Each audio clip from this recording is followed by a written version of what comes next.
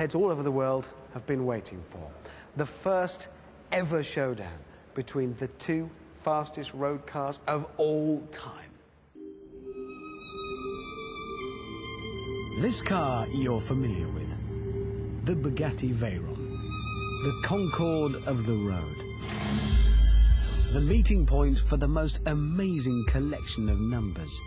£1 million, 1,000 horsepower, and a top speed of 252 miles an hour.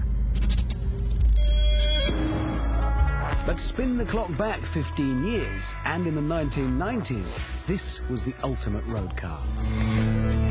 The McLaren F1.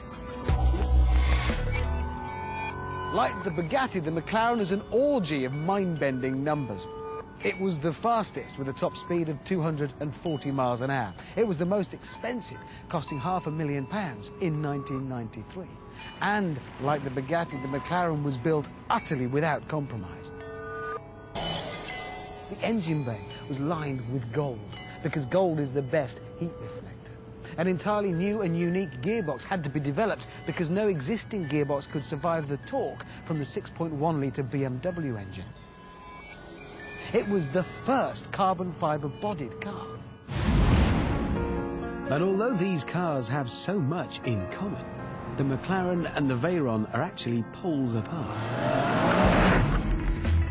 Whereas the Veyron is loaded with technology, the McLaren gets nothing. No traction control, no ABS. Its gizmo cupboard is completely bare. The F1's creator wanted his machine to be just the greatest, the purest driving machine, in the same way the Bugatti's creator wanted it to be the most amazing technical achievement. And that shines through the way they feel. Changing gear, it's like sliding the bolt action forwards on a rifle, that well-oiled, mechanical, metallic feel. And you sit slap bang in the middle for that racing driver sensation. Oh dear Lord!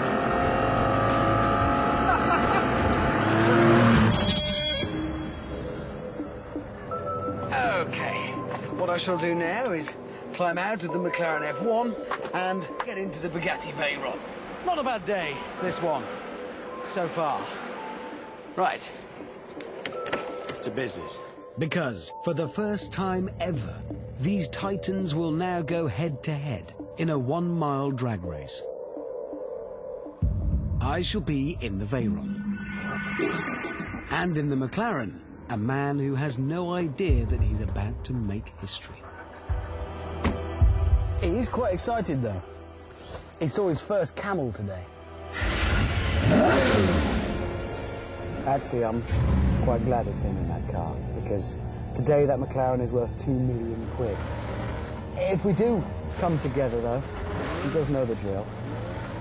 Run and meet at the border. Nearly ready. On paper, the Bugatti's got it. I've got 1,000 horsepower, 370 more than the McLaren. But the McLaren weighs less, so it's got more power to weight. 0 to 60, the Bugatti should have... I don't know, this is the real world. We'll have to see what happens. 3, 2,